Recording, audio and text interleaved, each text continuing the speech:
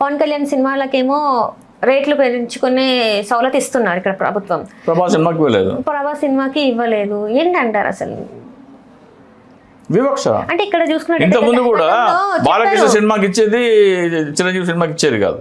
ఇప్పుడు ఈయన కూటమిలో ఉన్నాడు కాబట్టి ఇప్పుడు చిరంజీవి సినిమా కూడా ఇస్తున్నారు, కానీ ఇంతకుముందు ఇచ్చేది కాదు. ఎందుకు ఇట్లా అసలు పక్షపాతము, వైఖరి. నువ్వు అన్ని సినిమాలు వస్తున్నాయి కదా సార్, ఇప్పుడు తక్కువ ధరతోని సినిమాలు వాళ్ళు వచ్చినప్పుడు వాళ్ళకు కూడా ఆ సౌలత్ ఇవ్వాలి కదా. ఎందుకు? అందుకనే సినిమాలు ప్రజలు బంద్ చేసి ఓటీటీలో చూడాలా. వీళ్ళందరూ సెటరేట్ అవుతారు. వీళ్ళందరూ తోకలు కత్తిరించాలా. మొగానికి రంగులు వేసుకుని గంతులు వేసే వాళ్ళకి ఎందుకు అంత ఇంపార్టెన్స్ నాకు అర్థం. వాళ్ళని పూజిస్తున్నారు కదా సార్, మరి వాళ్ళనే డిప్యూటీ. అందుకనే మన దేశం రాష్ట్రం ఇట్లా పడైంది. అంటే గతంలో చేయలేదా సార్? ఇప్పుడు ఎంజీఆర్ గారు కావచ్చు, ఎన్టీఆర్ గారు కావచ్చు, జయలలిత గారు కావచ్చు, ఇట్లా చాలా మంది అనేక మంది ఉన్నారు ఫిలిం నుంచి, అంటే ఇండస్ట్రీ నుంచి వచ్చిన వాళ్ళు. రాజకీయంగా వాళ్ళు చనిపోయాక కూడా ఇంకా వాళ్ళ మనసులలో ఇంకా చిరస్థాయిగా నిలిచిపోయి ఉన్నారు. ఇతర రాష్ట్రంలో మనం చెప్పలేము, కానీ NT Ramarao failed chief minister. ఎందుకంటే ఆయన 2 సార్లు, ఒకసారి నాదెండ్ల వాళ్ళ నాన్న నాదెండ్ల భాస్కరరావు దింపేసిండు, ఒకసారి చంద్రబాబు నాయుడు దింపేసిండు. పొలిటికల్లీ ఫెయిల్డ్ లీడర్ అది ఎన్టీ రామారావు. ఎన్టీ రామారావు గెలిచిన తర్వాత మొదటిసారి గెలిస్తే వెన్నుపోటు పొడిచి నాదెండ్ల భాస్కరరావు ఆయన పడగొట్టేసిండు ఆయన ప్రభుత్వాన్ని. రెండోసారి గెలిచిన తర్వాత చంద్రబాబు నాయుడు ఆయన పడగొట్టినాడు. అంటే తన ప్రభుత్వాన్ని నిలబెట్టుకోలేని అసమర్థుడు ఎన్టీ రామారావు. అంటే నమ్మక ద్రోహం జరిగింది అనుకోవచ్చు కదా సార్? నమ్మక ద్రోహం జరిగింది, కానీ నువ్వు నీ ప్రభుత్వాన్ని నిలబెట్టుకునే సామర్థ్యం కూడా లేదు కదా నీ దగ్గర. ఆల్రెడీ అందరి అంటూనే ఉన్నారు కదా, వెన్నుపోటు ద్వారా తీసుకున్న పార్టీ తెలుగుదేశం పార్టీ అని చెప్పేసి. అవును, మరి ఎన్టీ రామారావు అసమర్థుడు కాబట్టి ఆయన వెన్నుపోటు పొడిచాడు. ఎన్టీ రామారావు సమర్థుడైతే ఈయన ముందే దూరం పెడతాడు కదా. అంటే సమాజానికి ఎంతో కొంత నేను చెయ్యాలన్న మనస్తత్వం నాది అని చెప్పేసి అటువంటి ఉండనిలే కదమ్మా. ఒకవేళ ఎన్టీ రామారావు ఉందనుకుందాం, చేసాడు కూడా కొన్ని, కానీ అటువంటి ఉండనివ్వలే కదా. పవన్ కళ్యాణ్ గారు కూడా అదే అంటున్నారు కదా, సమాజానికి ఎంతో కొంత మంచి చేయడానికి నేను ఉన్నా అని చెప్పి. నువ్వు చంద్రబాబు నాయుడు కుటుంబానికి, నారా కుటుంబానికి, తెలుగుదేశం పార్టీకి చేయడానికి ఉన్నావు. కానీ ఇప్పుడు జగన్మోహన్ రెడ్డి కొన్ని పథకాలు తీసుకొచ్చాడమ్మా. ఇప్పుడు ఆంధ్రప్రదేశ్ ఓసీ కులాల్లో తీసుకుంటే ఓసీలు ఎవరుంటారు?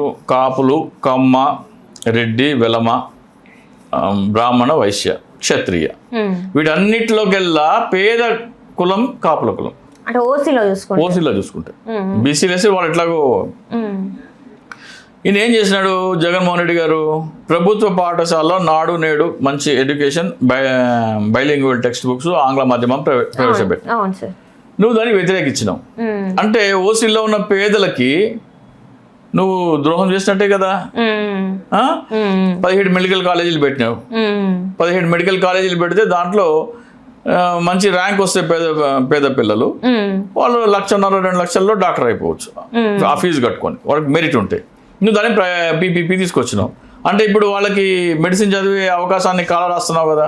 అంటే కాపులకు ద్రోహం చేస్తున్నావు కదా నువ్వు. నీకు ఓటేసిన కాపులకి ఎంత ద్రోహం చేస్తున్నావు చెప్తున్నాను. నీకు ఓటేసిన కాపులు గవర్నమెంట్ మెడికల్ కాలేజ్ ఉంటే అక్కడ పోయి ట్రీట్మెంట్ తీసుకుంటారు, ఫ్రీ ట్రీట్మెంట్. అదే నువ్వు పీపీపీ చేస్తే దాంట్లో డబ్బులు ఇవ్వాలా. నువ్వు 7 లక్షల ఎకరాల విస్తీర్ణం ఉన్న పోలవరం ప్రాజెక్ట్ని ఎత్తి తగ్గించి 2 లక్షలకు కుదించినావు. దాంట్లో కాపు రైతులు ఉంటారు కదా, వాళ్ళు నష్టపోయినారు కదా. నువ్వు ఎవరికి మేలు చేసినావు?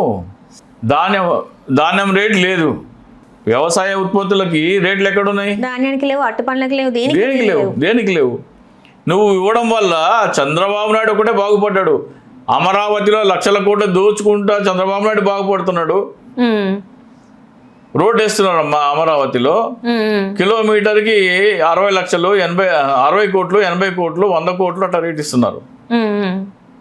మామూలుగా ఎన్హెచ్ఐకి గైడ్లైన్స్ ప్రకారము 18 కోట్లు. ఎన్హెచ్ఐ అంటే నేషనల్ హైవే మీద ఉన్న ట్రాఫిక్లో 10% కూడా ట్రాఫిక్ లేదు అమరావతిలో. కానీ నేషనల్ హైవేకి ఉండాల్సిన దానికంటే 5 ఇంతలు పెద్ద రోడ్డు వేస్తారంట. నేషనల్ హైవేకి ఎంత ట్రాఫిక్ ఉంటుందో దాంట్లో 10% ట్రాఫిక్ కూడా అమరావతిలో ఒక రోడ్డు మీద పట్టుమని 10 కార్లు రోజుకి. దానికి నేషనల్ హైవే కంటే 5 రెట్లు పెద్ద రోడ్డు ఇప్పుడు వేస్తారంట. ఎందుకంటే 100 సంవత్సరాల తర్వాత అవసరమయ్యే రోడ్డు ఇప్పుడు వేస్తా అంటున్నాడు. సంవత్సరం వరద వస్తుంది, అది కొట్టుకుపోతుంది. వరద మళ్ళీ రోడ్డు వేయాలా, మళ్ళీ డబ్బులు మింగాల. డబ్బులు మింగే ప్రాజెక్ట్ అమరావతి. ల్యాండ్ పూలింగ్ దగ్గర నుంచి అమరావతి తెలంగాణ సెక్రటేరియట్ ఎంత విస్తీర్ణము 8 లక్షల ఎస్ఎఫ్టీ, దానికి 5 ఇంతలు పెద్దది 53 లక్షల ఎస్ఎఫ్టీ ఆంధ్రప్రదేశ్ సెక్రటేరియట్ కడతారంట. ఎందుకని? అంత ఖర్చు పెడితే ఎంత ఎక్కువ ఖర్చు పెడితే అంత ఎక్కువ మింగొచ్చు. ప్రతిదీ అవినీతి అవినీతి అవినీతి. నీ వల్ల ఆంధ్రప్రదేశ్ అధోగతి పాలవుతుంది. 3 లక్షల కోట్ల సంవత్సరం ఉన్నలో 3 లక్షల కోట్ల అప్పు చేసినాడు చంద్రబాబు నాయుడు. ఇంకా 2 సంవత్సరాలు కూడా పూర్తి. జగన్మోహన్ రెడ్డి గారు మొత్తం 5 సంవత్సరాల్లో 3,30,000 కోట్ల అప్పు చేస్తే ఈయన 18 నెలలలో 3,03 కోట్లు అప్పు చేసిండు. అంటే 5 సంవత్సరాలు ఎంతో చేసిండో ఆయన 1.5 years చేసినాడు. అప్పుడు వెనిజులా అయిపోతుంది, శ్రీలంక అయిపోతుందని రోడ్డు మీద గగ్గోలు పెట్టి పొర్లుతో ఏడ్చుకుంటుండే. ఇప్పుడు ఏమైపోయింది? నీ వాటా వస్తుందా? ఎందుకు మౌనంగా ఉన్నావు?